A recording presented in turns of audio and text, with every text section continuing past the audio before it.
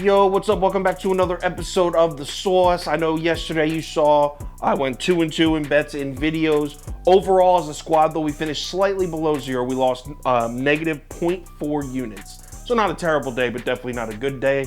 We will get that back. Eastern Conference Finals. Let's talk Heat Celtics Game 1. Welcome to The Sauce.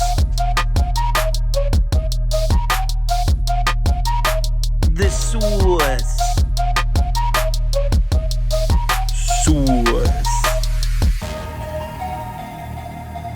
Hey, get the sauce. All right, Boston on the road in Miami for Game 1. Like I said, the line is Heat minus 1.5. Early action all over Miami, 74% of the money on the Heat as of 4 a.m. And yo, check it out, later in the morning, even more Miami money comes in and the books do react to it. Line moves from Miami minus 1.5 up to Miami minus 2. All right, before I go into anything, I want to mention that Marcus Smart is questionable to play tonight. I believe he's got an ankle sprain.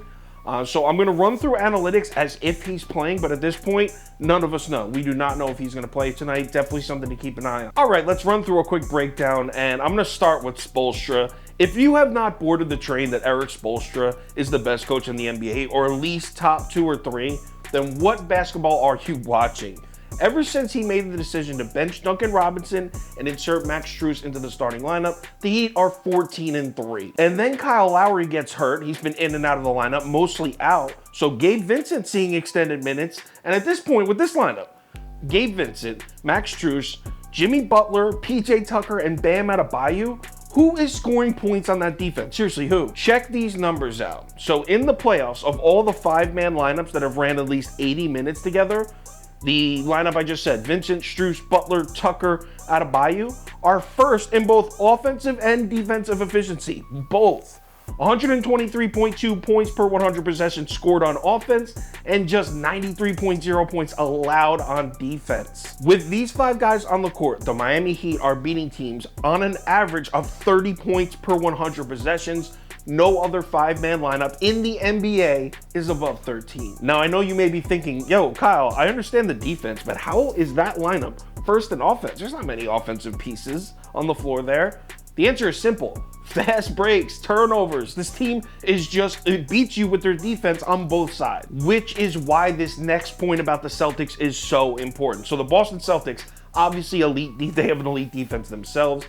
In the half court, right? Just half-court defense, they're allowing just 87.6 points per 100 possessions. That's first of all playoff teams. So the Celtics have the best half-court defense in the entire playoffs. So, which brings us to the conclusion, if Boston's able to remove fast breaks for Miami's game, they should win this series. But that's exactly what Philadelphia just tried to do, and were wildly unsuccessful, so that's a huge if. And that's especially difficult for this Boston team, who's just 15th out of the 20 playoff teams in transition defense. So this is something they've struggled in so far in the playoffs. So let's skip to the bet. We know these teams. It's game 1, so we're just getting a feel for this matchup. What are we betting here? For starters, I will be taking the under here without a doubt. I don't care if the total's all the way down to 203.5, which is where it was the last time I looked.